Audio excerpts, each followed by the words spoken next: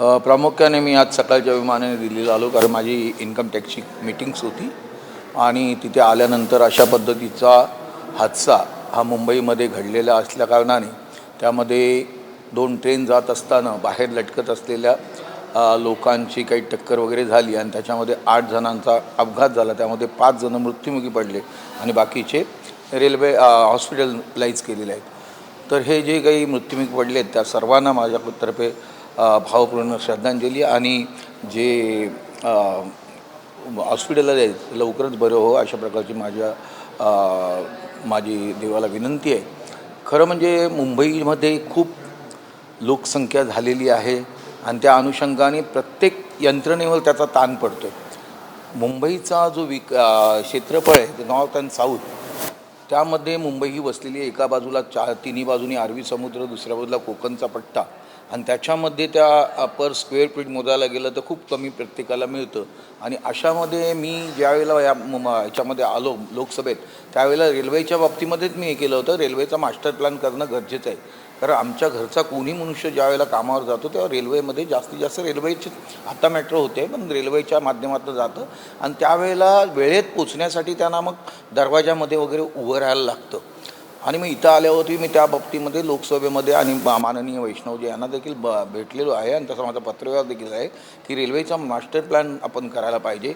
रेल्वेमध्ये बंद होणारे जे दरवाजे आहेत हे स्वयंचलित दरवाजे आहेत, हे आपण केले पाहिजे.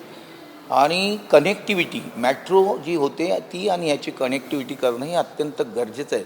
या बाबतीमध्ये नक्कीच येत्या अधिवेशनामध्ये आम्ही चर्चा करू. पहिल्यानेच सांगितलं याचा मास्टर प्लॅन बनवणं हे गरजेचं आहे, पहिल्या शब्दात मी सांगितले. आणि मी लोकसभेमध्ये आल्यानंतर माझं शब्द हे पहिलंच आहे की मुंबईला होणारी लोकलला होणारी गर्दी याच्यावरती कुठेतरी आपण उपाययोजना करणं हे गरजेचं आहे. आणि त्यामुळे स्वयंचलित जे दरवाजे आहेत ते असलेच पाहिजे. आणि आत्ता मी कळतं की रेल्वेने देखील हे केले की आम्ही आत्ता येणाऱ्या ज्या गाड्या आहेत त्या सर्व गाड्या अशा स्वयंचलित दरवाजाच्या करू आणि असलेल्या गाड्यांवरती देखील आम्ही तशा पद्धतीने यंत्रणा बसू. अशा पद्धतीने चांगला निर्णय रेल्वेने घेतलेला आहे.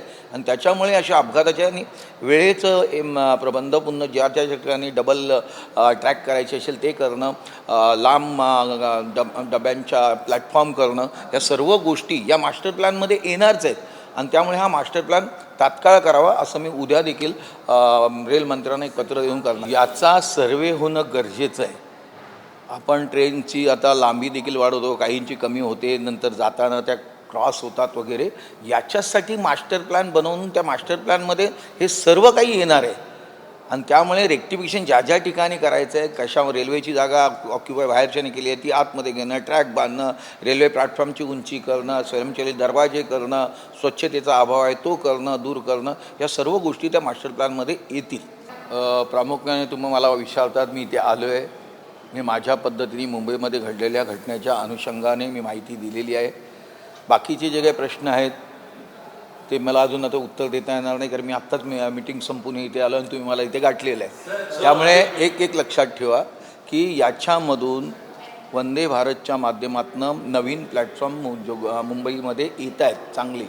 देशामध्ये देखील मुंबईमध्ये आणखीन रेल्वे स्ट्रेंथनिंग करण्यात झालं आहे, मेट्रो स्ट्रेंथनिंग करण्यात झालं आहे. यामध्ये ज्या फास्ट 10 वर्षात किंवा 11 वर्षामध्ये ज्या प्रगती चांगल्या तऱ्हेने होते, ॲडव्हान्स टेक्नॉलॉजी येते, त्यामुळे याच्यामध्ये पुन्हा अपघात होणार नाही. जे जास्ती होणारे होते ते कमी झालेले आहेत आणि होऊ नये म्हणून त्याचा प्रयत्न आहे. आणि अशी प्रथा आणि परंपराच आहे पहिल्यापासूनची की जे मुख्यमंत्री असतात ते खासदारांबरोबर चर्चा करतात की मुंबईचे प्रश्न तिथे करावे. आणि आम्ही देखील की ज्या काही योजना असतील त्या मुख्यमंत्र्यांच्या माध्यमातून राज्याच्या माध्यमातून त्या प्रोड्यूस करायला पाहिजे, अशा पद्धतीची आमची चर्चा होते. तुमच्याकडे काय माहिती आहे, तुमचं काय मत आहे? माझ्याकडे काहीच माहिती नाही आहे, मी देखील ऐकून आहे. पण काय प्रतिक्रिया व्हायला पाहिजे की नाही? कोणाला काय व्हायला पाहिजे हे प्रत्येकाचा दृष्टिकोन, येणारं इलेक्शन याच्यावरती लक्ष ठेवून हे सर्व चाललेलं आहे. तर आता त्यातनं काही घडामोडी होतील त्या तुम्हाला आणि मला देखील कळतील.